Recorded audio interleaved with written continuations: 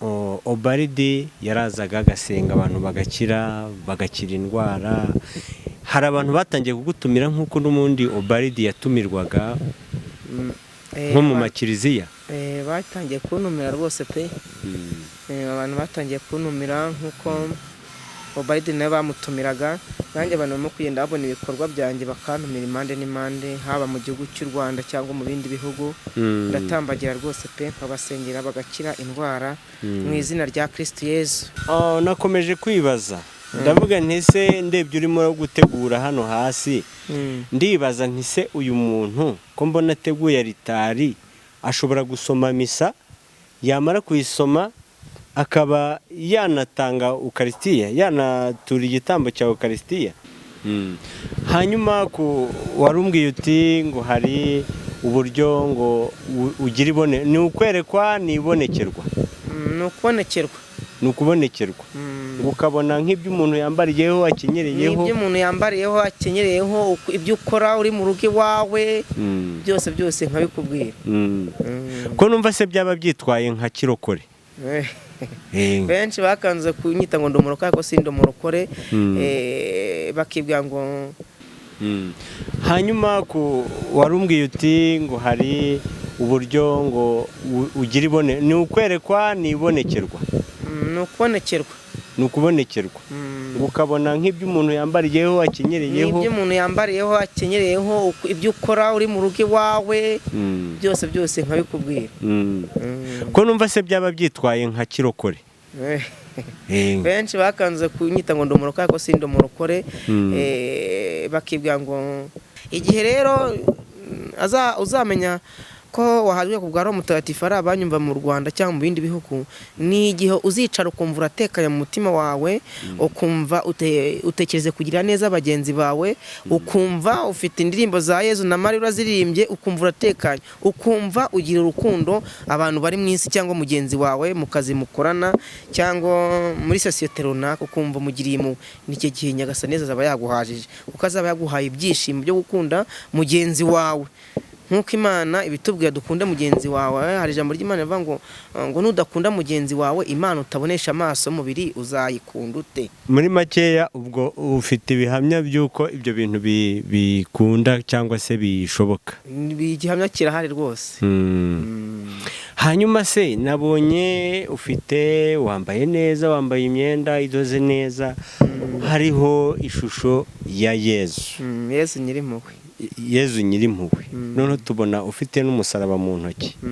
Ubu se nta kibazo ujya ugira wenda ku bijyanye n'abapadiri, ko bashobora kubona warabinjiriye cyangwa se witwara nkabo kandi utari we utaranabyigiye? Nta kibazo njya ngira. Nta kibazo njya ngira. Okay. Nta kibazo njya ngira rwose. Ubona babifata gute rero? Buriya umusaraba iyo ufite mu ntoki ni ikimenyetso kigaragaza ko ukunda Yezu na Mariya kandi ukunda Kiliziya Gatolika. Kandi muri liturujia badushikariza kugira ngo tumanike amashusho mu nzu ya Yezu, ukaba wanashyira n'ishusho ya Yezu ku rufunguzo, ukaba wambara ishapure. Ndumva rero ntago abantu byababera ikibazo, ahubwo byababera igisubizo. Yego. Yes, mukomeze mugubwe neza nshuti zacu bakunzi ba Kiyana TV show. Amahoro Imana nakomeze abane namwe aho muri hose. Ushobora kuba uri mu Rwanda, ushobora kuba uri hanze yarwo, muri Afurika no hanze ya Afurika. Ngewe muri kumwe hashobora kuba hari abanyumvishe bwa mbere, ariko ntabwo ari ubwa mbere hano ku iki kinyamakuru. Nitwa Gatama David. Aka kanya rero turi kumwe na padiri. Niko mbibona abakurikiye televiziyo yacu cyangwa se channel yacu, namwe mushobora kuba ariko mubitekereje. Turi kumwe n'umubyeyi cyangwa se umukozi w'Imana, araje bibwire, yambaye neza, arasa neza, ari ahantu hameze neza, ari kuri alitari. Ni karibu umukozi w'Imana, nawe utubwira amazina yawe n'uwuriwe muri make. Ni karibu. Imana ishimwe kandi Imana ibaha umugisha n'amahoro. Yego. amazina yanjye nitwa Mahoro Zakariya. Iwacu ni mu Rutobwe, mu karere ka Muhanga. Yego. Nkaba nkorera rero umurimo w'Imana mu Rutobwe. Yego. Turakwishimiye mukozi w'Imana, uratubwiye uti wanyu ni mu Rutobwe, ubwo ni mu majyepfo, ni naho ukorera umurimo w'Imana. Ndibaza uri umupadiri, uri umuntu usanzwe cyangwa se w'umukristu? Ni ukuvuga ngo ngewe upadiri nabuhawe n'Imana, ndi umukozi w'Imana. Yego. Nk'uko benshi bavuga ati ni padiri, kuko niko bimeze. Nabyirutse ndi umuntu ukorera Imana, Yezu na Mariya, kugeza Nyagasani Yezu aza kumbonekera n'amaso ndamubona. Nyagasani Yezu yarakubonekeye? Yarambonekeye n'amaso rwose, n'umubyeyi Bikira Mariya. Yego. Akaba nuyemo, nkaba nsabira abantu indwara z'amoko yose, barwaye indwara zazindi wowe ushobora kubwira ngo ntizikira, ariko kuri Nyagasani Yezu zirakira. Ndagusengera rwose zigakira mu izina rya Yezu na Mariya. Bivuze ngo se ni wowe Padiri Obaridi twajyaga twumva? Padiri Obaridi yarapfuye, ariko iyo umuhanuzi umwe apfuye havuka undi. Yego. Ijambo ry'Imana rigakomeza. Ninjye wamusimbuye rwose muri Kristo Yezu. Kuko ni ibintu bigaragarira amaso y'abana b'abantu. Ndasengera abarwayi bagakira. Twaba turi mu mbaga nkakubwira ibikuriho byose ko wakabaye byose. Ubwo abantu bagashimishwa no kubona imirimo nkora mu izina rya Kristo Yezu. Kandi ukaba utabyirata ko ari we ubikora, ko ari Yezu ubikora. Untuyemo. Yego. Ngira umugisha rero wo kubona abantu cyangwa se wo kubona umuntu nkawe, ahubwo narigize ngo ni Obaridi uje, ariko ubwo ni umusimbura wa Obaridi, niba mbivuze neza. Hanyuma Mahoro, izina ryitwa Mahoro ni iryawe bwite cyangwa ni izina ryaje nyuma? Ni iryanjye bwite, mama yanyise Mahoro Zakariya.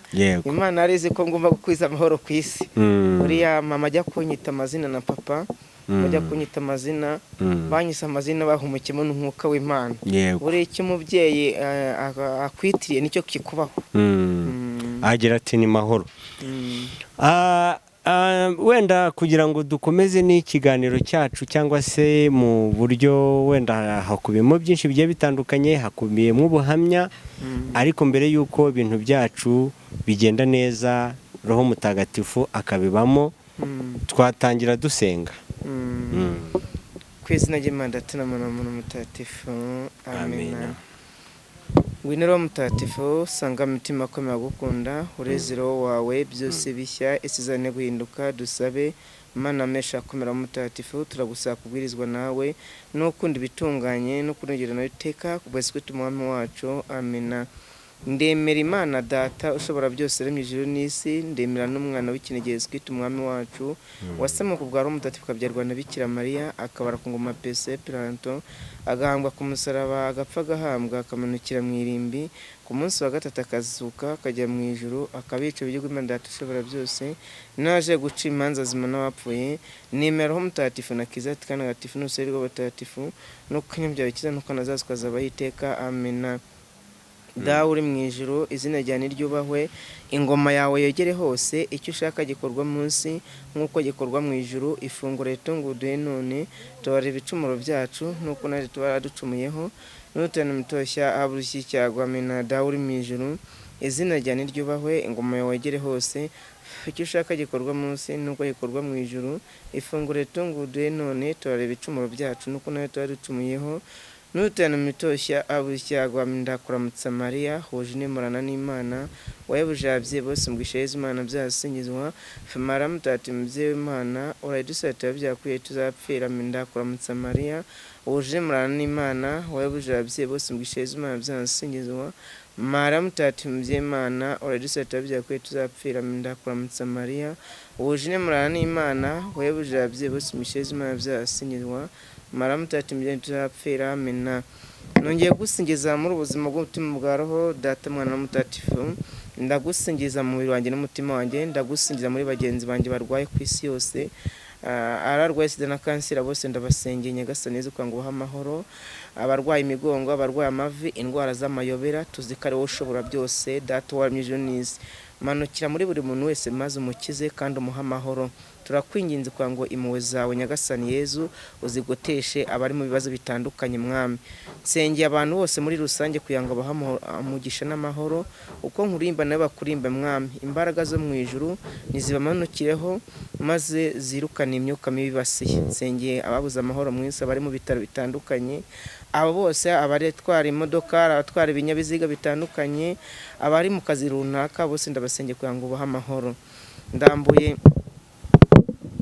ikiganza cy'umugisha nyiramburiye ku bana bawe bari mu isi yose mwami, abarimo kunyumva, abari mu gihugu cy'u Rwanda, mu bihugu bitandukanye ku isi yose, kugira ngo bamanukiremo ubakize abarwaye indwara z'amoko yose mwami, abarwaye ubuhumyi, abarwaye sida n'indwara nyinshi urazibona, ni wowe mubaje w'imitima wuzuye. Turakwinginze rero muri aka kanda mu kiganza cy'umugisha kugira ngo ubahe umugisha n'amahoro. Nyagasani manukira mu bwoko bwawe, manukira mu bana bawe kandi ubaho umugisha Yezu Mukiza. Impuhwe zawe rero n'igisagirane turakwinginze kugira ngo umwuka wo mu ijuru umanukira kuri abantu bose mu bye Bikira Mariya, niwe wasenze binyira Imana wemera kutubyarira Kristo Yezu. Ni impuhwe n'urukundo wagize n'ububasha bukomeye, ubwo bubasha bubaho abana barwaye kugira ngo bashe gutunganya umurimo kandi ubigishe inkuru nziza no kuvuga rozari. Turakwinginze rero Nyagasani Yezu manukira mu bana bawe, ari abari kunyumva bari mu gihugu cy'u Rwanda ndetse no mu bindi bihugu, abo bose ndabasengeye kugira ngo bahe amahoro n'umugisha. Hari ababuze umutekano, baha umutekano ku mubiri ndetse no ku mutima no kuri roho Nyagasani. Turakwinginze rero Nyagasani Yezu kugira ngo ubarengere kandi ubarwanirire. Julia School, Julia na Pate Befa, Mesukuru Jésus, Dakombe Espada Momo, Tutibemo, Fame Rwanda School, Jésus. Nyagasani Yezu manukira mu bana bawe kugira ngo bakize, manukira mu bwoko bwawe. Urakoze mwami kuba warengeye, ku izina ry'Imana Data na Mwana na Roho Mutagatifu, amen.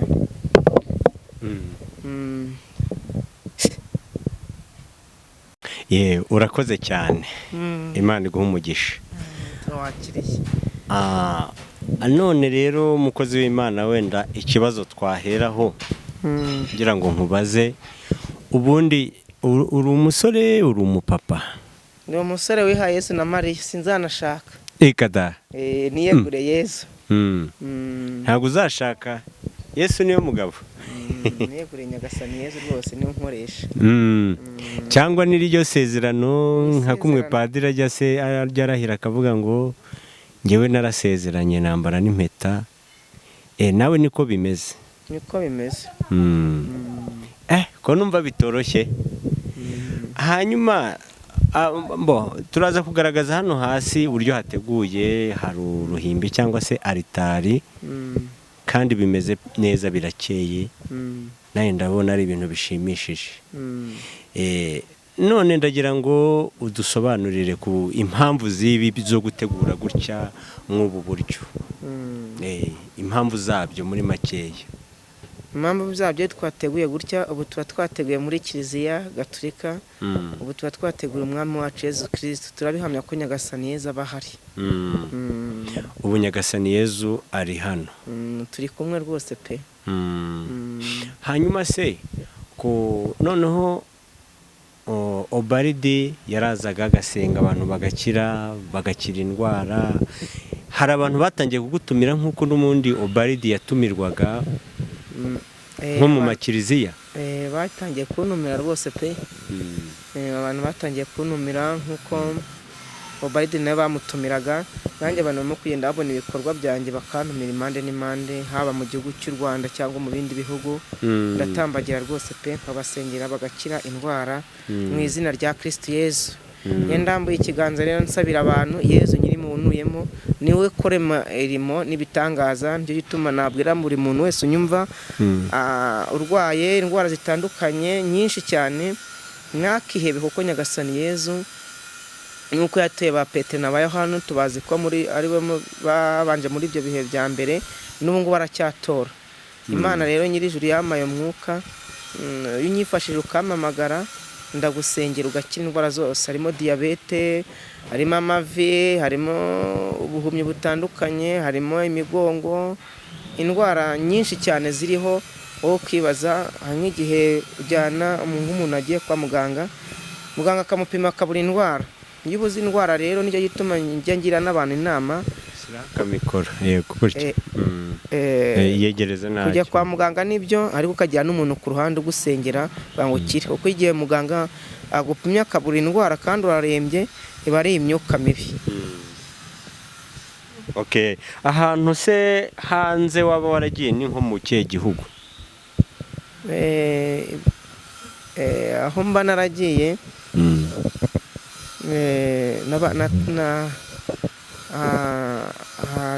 hari igihugu cyo muri Maroc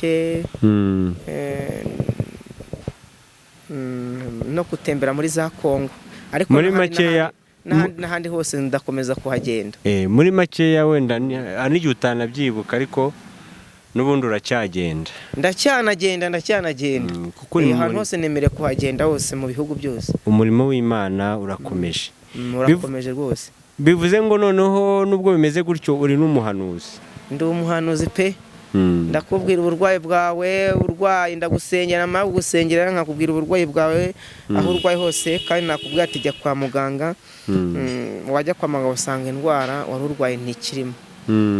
Bibaye naguhaho n'ubuhamya ubwo nakoresha isengesho ahantu bita muri Rutarabana. Muri Rutarabana muri Kabgayi, ubwo hari abantu bakorana na padiri nyine, n'abantu b'abagore babiri yari yohereje. Arabwira ati mugende mubwire Zakati kuki utangize ikimenyetso gatatu ku gahanga, ariko njye narabwira ati ni ubuperesoni butatu, Data ubwe, Mwana, Roho Mutagatifu. Ese ikimenyetso watanga gifatika kitwereka ko yuko ari Roho Mutagatifu ikigukoresha ni iki? Nabwo ati urwaye kanseri ku mukondomora. Ubwo nambwo ati tariki wafatiyeho imiti niyi biramushobera. Noneho ndamubwira ati kugira ngo bikwemeze neza nyirizina ejo uzajya kwa muganga. Yagiye kwa muganga basanga yakize burundu. Bamupimye gatatu basanga yakize burundu. Ibintu bigaragara n'amaso y'abana b'abantu.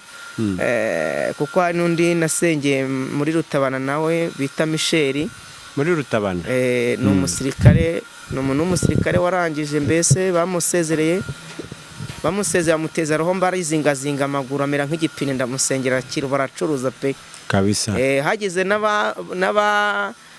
n'abashaka kugira ngo birebere imbona nkubone bashobora kuza tukajyana aho hose babaza batara amakuru rwose, amakuru meza afatika.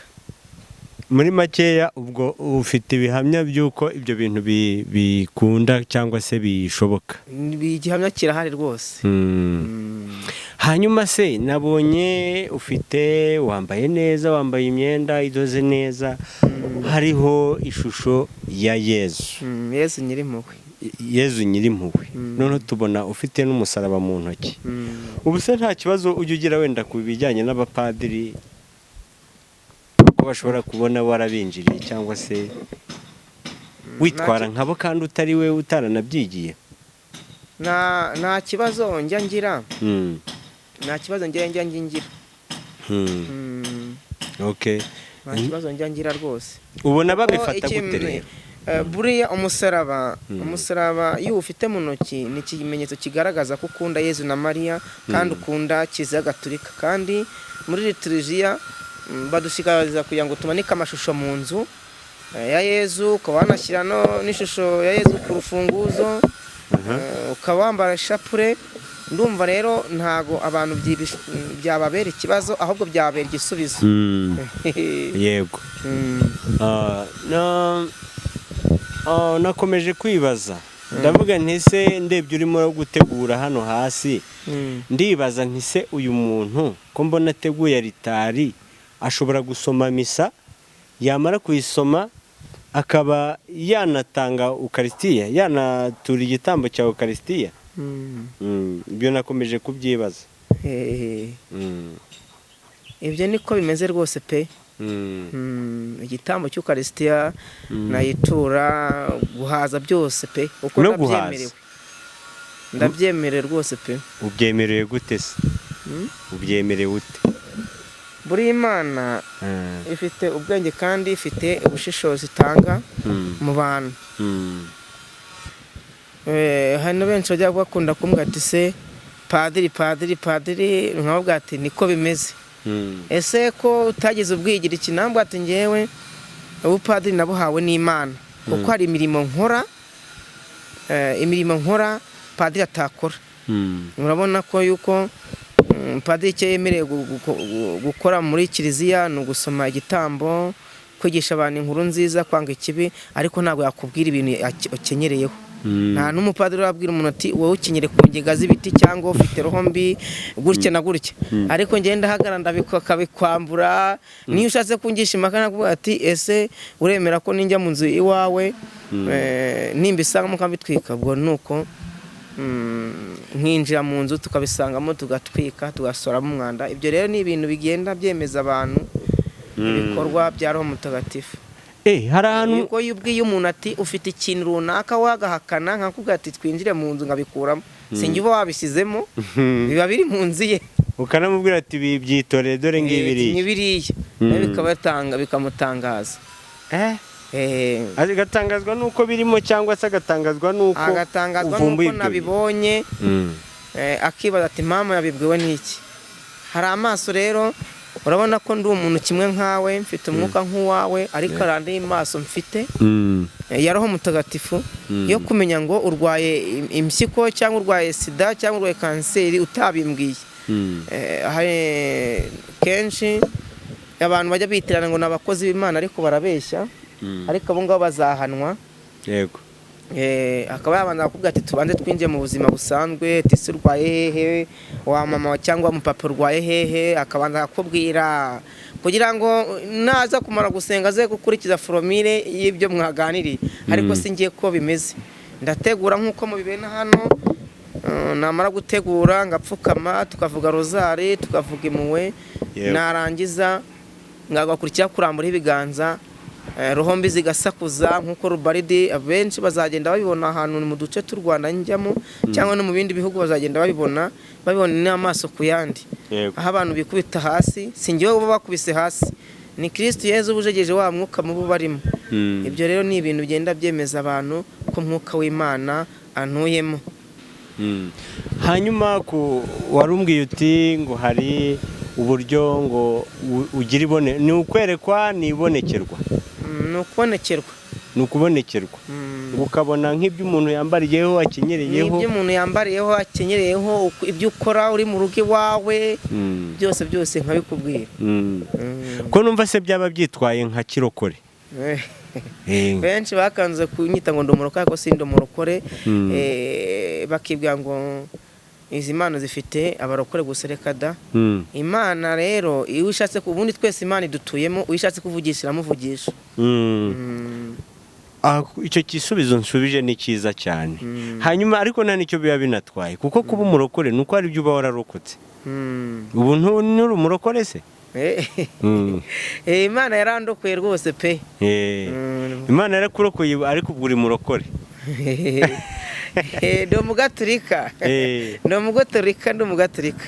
Ku ruhande rw'idini ndi umugaturika. Benshi nyine babanje kujya bavuga ngo ndi umurokore, ariko ntabwo ndi umurokore pe. Ubundi Imana uwishatse kuvugisha iramuvugisha, waba uri umurokore, waba uri uwo ari we wese, kuko turi mu biganza by'Imana. Ishobora no kuvugisha n'ibiti n'amabuye, ishobora no kuvugisha n'urukuta rukakubwira. Imana rero atanga ibimenyetso mu isi. Ubwo umaze kubonekerwa na Bikira Mariya inshuro nka zingahe? Umva isegonda ku isegonda ndamubona, durahorana mu mutima wanjye na Kristo Yezu. Kuko hari abantu benshi bajya bambwira ati se nibihe bimenyetso watanga, ariko nk'abantu tuba turi kumwe mu isengesho barabibona. Iyo ndi muri bantu ngatangira gusenga nkavuga impuhwe z'Imana, abantu bagatangira kwikubita hasi cyangwa roho mbi zigasakuza, twagezamo hagati nkagaraha nkakubwira ati we runaka witwa gutyo ukiza indwara runaka. Urumva rero nkubwiye ngo runaka ukiza indwara runaka, nazi n'amazina yawe utanayambwiye, ubwo tumenya ko ari Roho Mutagatifu ubinegeka. Yego. Hanyuma nari ndimo mvuga, uragira uti ngo ntuzigera ushaka, niko numvisha uvuga. ubwo se koko urumva nta gihombo? oya nta gihombo sinzi njya nshaka uko Nyagasani Yezu amara ko mu butumwa yanigeze kudashaka. ko abantu muri no minsi bakunda abantu bitonda nkawe ndagirane abakobwa cyane cyane. Ibyo Yezu yarabimbujije. Yezu yarakubuje ngo ntugashake. Bose yarabimbuje n'amaso yanjye naramubonye n'amaso yanjye bizajya byemeza abantu rero nuko igihe tuzatima gusemba ngo mbona nkubone Imana irimo kugenda itanga bimenyetso bitandukanye. Ariko aho turasa n'abahatinda gatoya ku kintu kijyanye no gushaka. Nta kibazo turambaza nagusubiza. Urabona rero abapadiri abihaye Imana abapadiri cyangwa se ababikira ntago bashobora kuguhubikira babona utari muzima mu buryo bwa gahunda. Sinzi niba uri kubyumva. None wowe byaba bimeze gute? Waba waripimishije nyine kuko urabizi turi abantu, usanga uri muzima, usanga umubiri urakora nta kibazo? Ngewe ubuzima bwanjye nabuhaye Yezu na Mariya. Ushobora kuvuga ati iyo bagiye guhabwa ubupadiri barabapima bakabapima, ariko ngewe mu mbaraga z'umwuka za Roho Mutagatifu ntuyemo n'imirimo nkoreramo ndi muzima rwose. Umubiri wanjye ni muzima. Umubiri wawe urakora? Umubiri wanjye naweguriye Yezu Kristo. Yego. Naweguriye Yezu nyirimo. Ariko icyo nari nshatse kuvuga, hari uko wiyumva atari ukuvuga ngo nafashe uwo mwanzuro. Ngenda kubaza nk'umunyamakuru. Urambaza uriyumva neza? Urimo kuvuga atari uko wiyumva. Uriyumva? Ntabwo ibyo bintu bijya bimbaho mu buzima. Reka da. Ntabwo bijya bimbaho. Ikiri imbere yanjye ni ugusabira abantu gusa. Gahunda nkakora inshingano nashinzwe na Nyagasani Yezu n'umubyeyi Bikira Mariya. Icyo nari nshatse kuvuga, ubuzima natwe twese rega twihaye Imana, sibyo se? Nkavuga ati nanjye nabaye w'Imana, ariko nahisemo gushaka. Simvuze ngo ari byo uhitamo. Uravuga ati nawe wihaye Imana, ariko wenda mu buryo butandukanye n'ubwawe, sibyo? Ariko wowe wihaye Imana nka padiri, uretse kuba warabyigiye cyangwa se kuba ufite inuza chapelle runaka uyobora, niba ari chapelle, niba ari diocese, niba ari iki. None nkakubaza nti atari izindi mpamvu, niba nyine wiyumva ngangiye bitekerezo byo kwiyumva gutyo, ntabwo ibyo bijya bimbaho kuva wabaho mu buzima bwanjye. Icyo ndangamiye no gusenga. Nabyirutse ndi mu muryango, nabatizwa muri Kiliziya Gatolika, mpabwa Ukaristiya ndakomezwa. Mama ari umureshi, iyo nuko nyine nabyirutse ndi umwana usenga, ukunda gusenga. Uracyafite ababyeyi bombi? Ababyeyi baritahiye, ariko umubyeyi wanjye uwa mbere w'imbanze ni data wandemye akakurema akarema isi n'ijuru. Uwo ni wo wa mbere. Uwo ndamwemeye. Noneho ndabona ufite igitabo ariyo Bibiliya Ntagatifu. Ushobora kuba witeguye kudusomeramo ndabasomera rwose.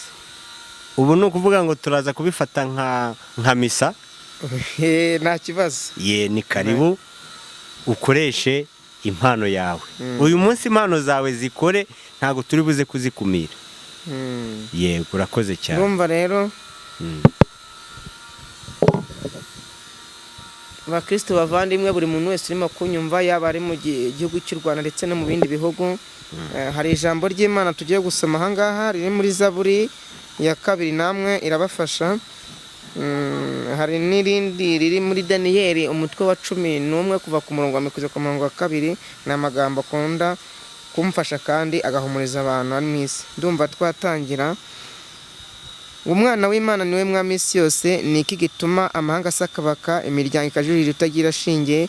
Abami b'isi bagukiye rimwe, n'abatware bishyamwe ngo barwanye Uhoraho n'intore ye, bati nimucyo ducagagure ingoyi badushyizeho, tunage kure iminyuru batuwesheje. Utekeje uri mu ijuru we arabaseka, Uhoraho abaho urw'amenyo. Nuko ababwirana uburakare, ubukare bwe barakangaranya, ati ninjye wimikiye umwami kuri Siyoni umusozi wanjye mutagatifu. reka nangaze iteka uhora yaciye. Yarambwiye ati uri umwana wanjye, njye uyu munsi nakwibyariye, binsabe maze nguhe amahanga b'umunani wawe n'impera z'isi ubukote bwawe, uzamenaguza inkoni y'icyuma ubajanjagura n'urwabyi rw'umubumbyi. None rero bami nimwumvireho, namwe bacamanza b'isi nimwisubireho, nimukeze uhora mufitiye icyubahiro, mupfukamire umwana mudagadwa, naho ubundi yarakara mukarimbukira mu nzira. Niba ukora akazi runaka ugakora neza, niba uri umwarimu ukora akazi neza ushinzwe, cyangwa uri umuganga, cyangwa ukora akandi kazi ugakore neza, nubwo haba harimo abantu bakubeshyira, ariko ugukoresha bakabona ko yuko ibyo ukora ari byo, icyo gihe bazaguhembera ibinyoma bagugire gute, ariko nyiri gukoresha abone ko ukora akazi neza. Ngo kuri guca mu ziko ni gushya,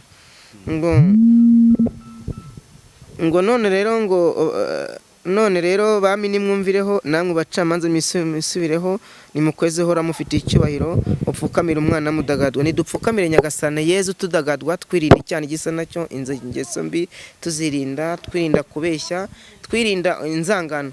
Ariko tureba muri iyi si inzangano ziruzuye, ukuri kwarazimye mu bantu, ariko Nyagasani Yezu aradushishikariza kugira ngo tugire ukuri, twirinda icyaha n'igisa nacyo, kuko iyo wirinda icyaha n'igisa nacyo ugakora ibyo Imana ishaka n'ibyo abaturanyi bashaka, ni ukuvuga ngo ukuri guca mu ziko ni gushya. Wowe kora neza, wamara gukora neza ni ukuvuga ngo Imana yo mu ijuru niyo iguhemba. Buri muntu wese rero aho ari mu isi, icyo namushishikariza no kubaha Yezu na Mariya, twirinda icyaha gisa nacyo, twirinda uburyarya. Niba ushaka kugira ngo ubone Yezu na Mariya, ni uko wakunda mugenzi wawe ukamufasha muri byose, niko kubaha ijambo ry'Imana.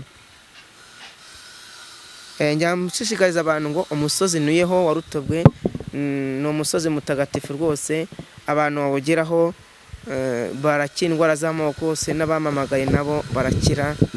Ndumva Nyagasani Yezu akomeza abaho umugisha buri muntu wese uri mu isi. Ndamusengeye kugira ngo Imana ibarengere, iri jambo rigukomeza, ngo agati gahagaritswe n'Imana ngo nawe upfa kugahungabanya.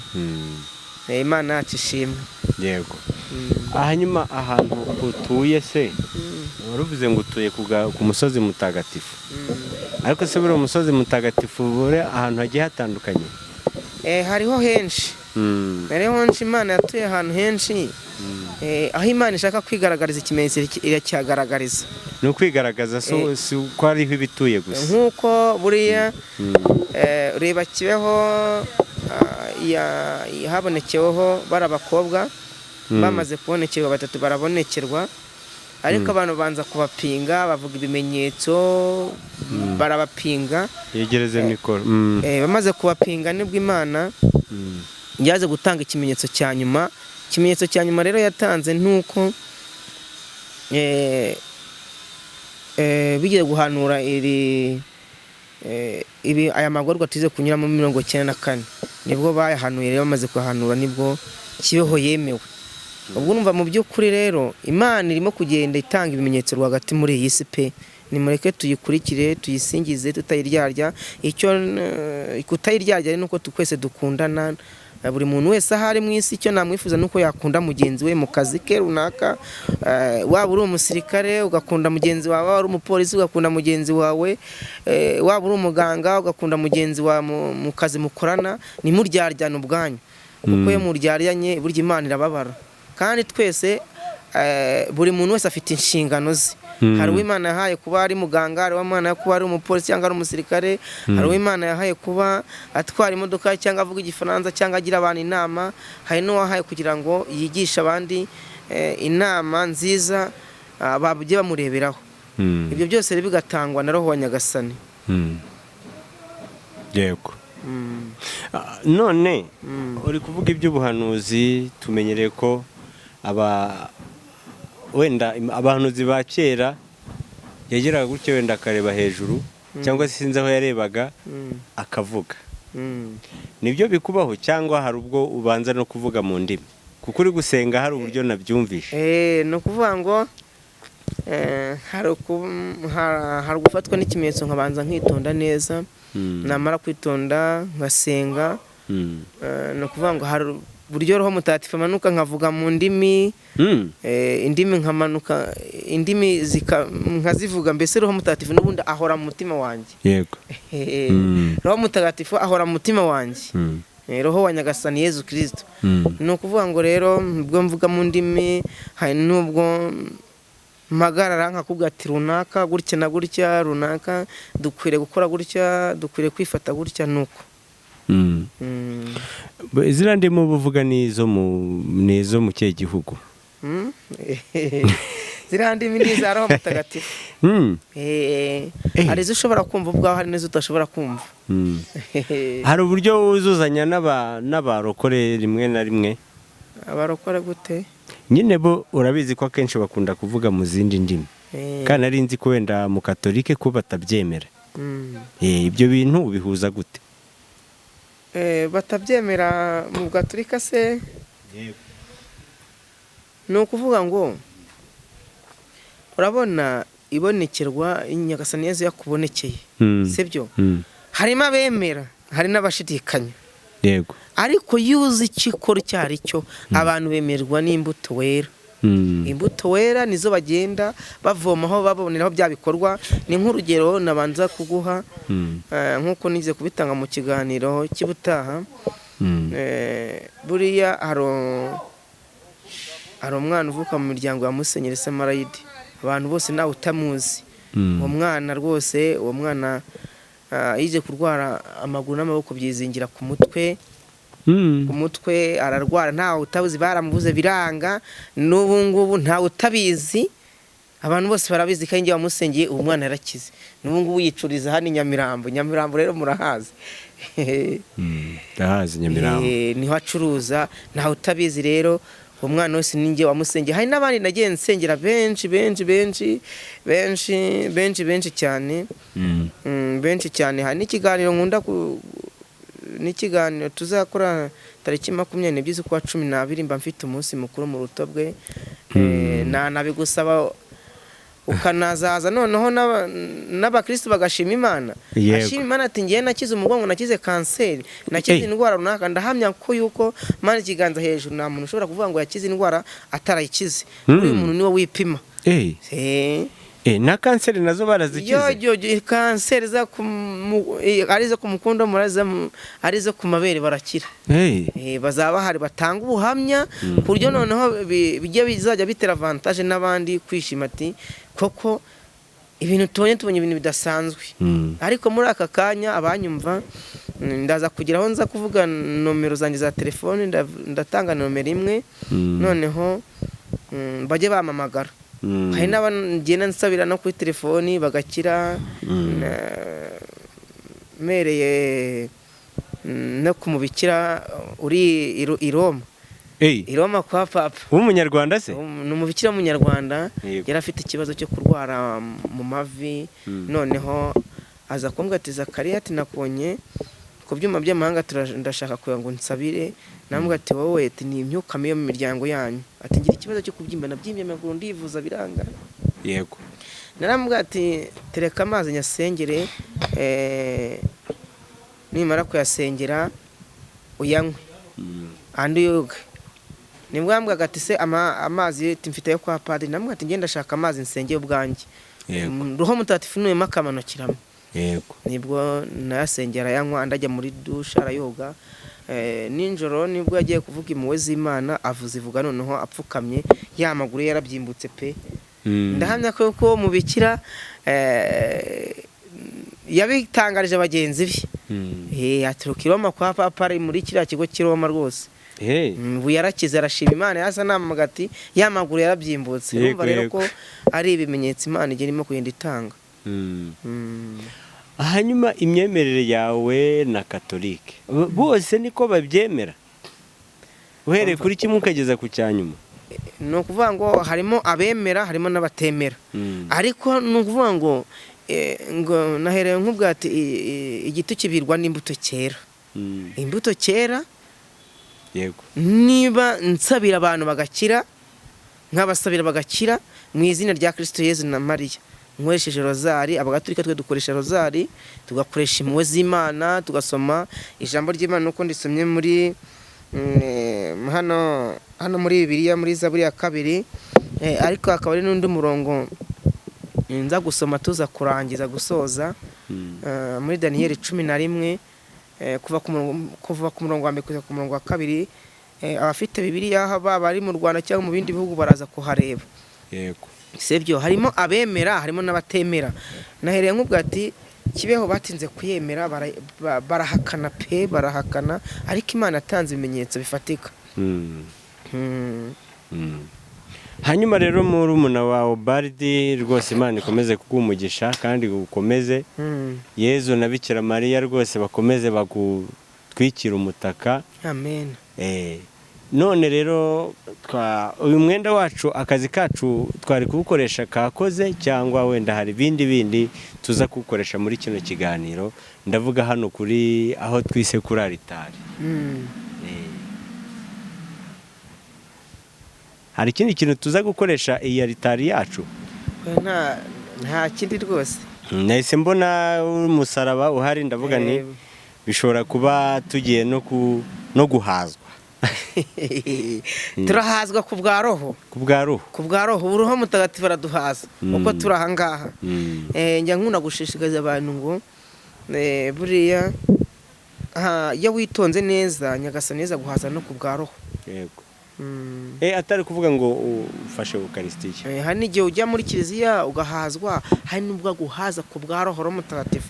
Igihe rero uzamenya ko wahazwe ku bwa Roho mutagatifu ari abanyumva mu Rwanda cyangwa mu bindi bihugu, ni igihe uzicara ukumva uratekanye mu mutima wawe, ukumva utekereze kugira neza bagenzi bawe, ukumva ufite indirimbo za Yezu na Mariya urazirimbye, ukumva uratekanye, ukumva ugira urukundo abantu bari mu isi cyangwa mugenzi wawe mu kazi mukorana cyangwa muri sosiyete runaka, ukumva mugiriye mu n'icyo gihe Nyagasani azaba yaguhajije, kuko azaba yaguhaye ibyishimo byo gukunda mugenzi wawe.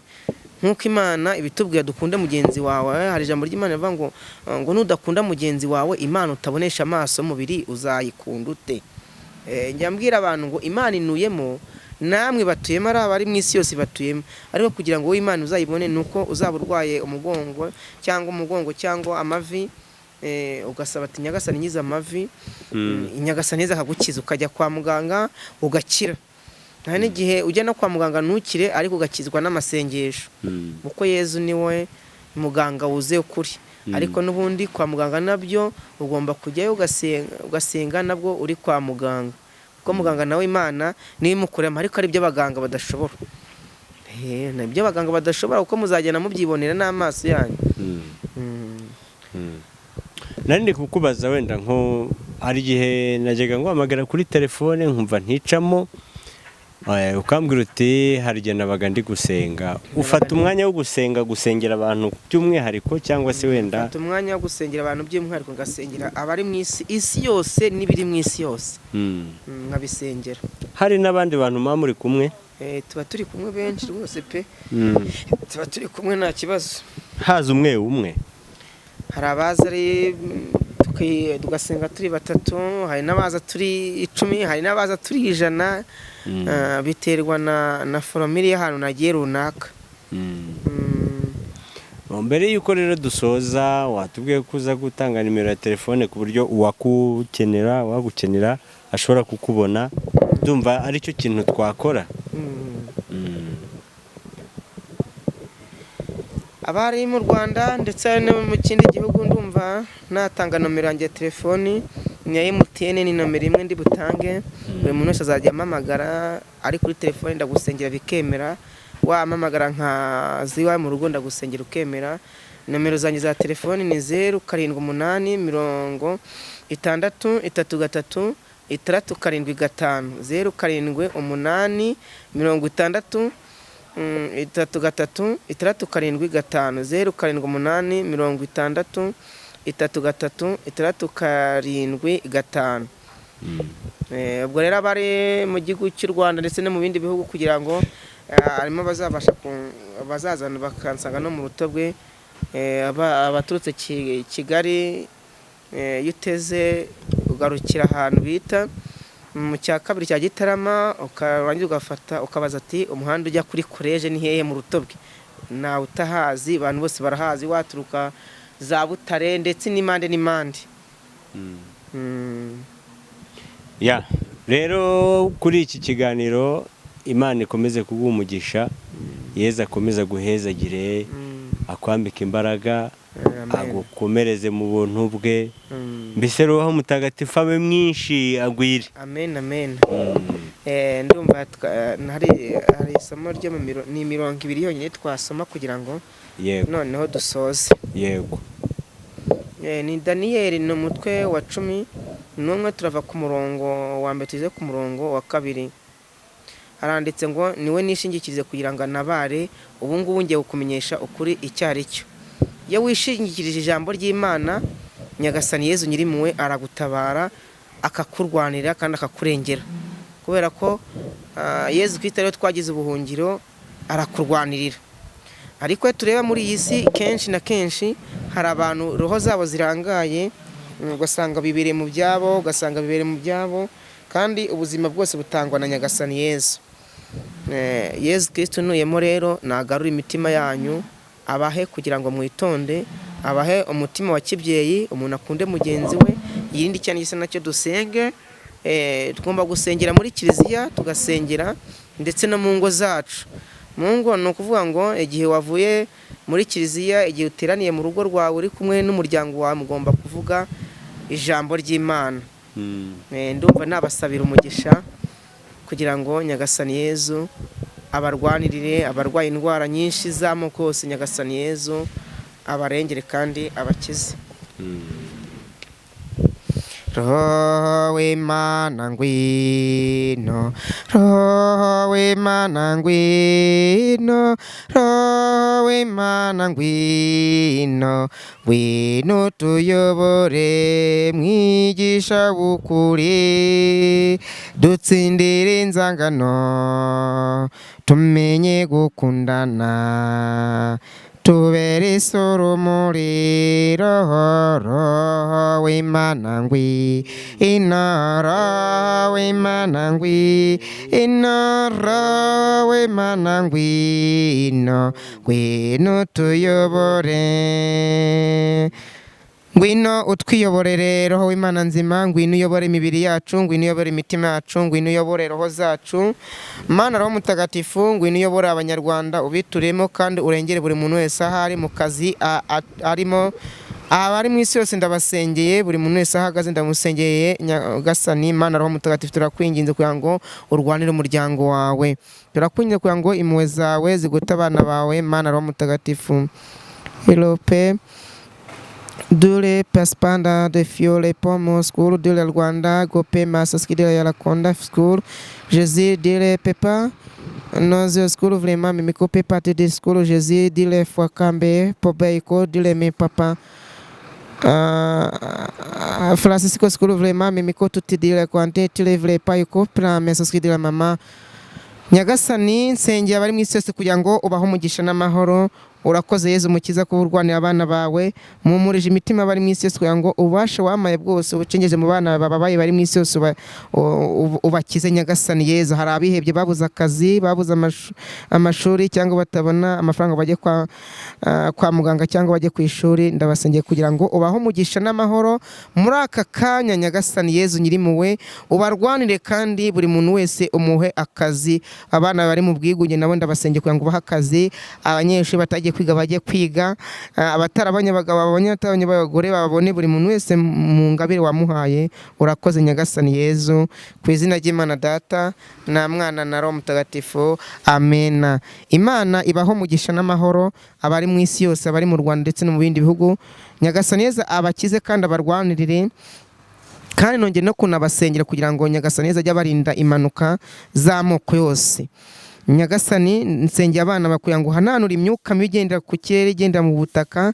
Nyagasani Yezu, ndetse n'abagenda bihinduranya n'imiri, turakwinginze Nyagasani Yezu kugira ngo iyo myuka mibi iteshe agaciro, izina ryawe rikurizwe mu bari mu isi yose. Amena rero, amena amena amena. Imana ibaho umugisha n'amahoro.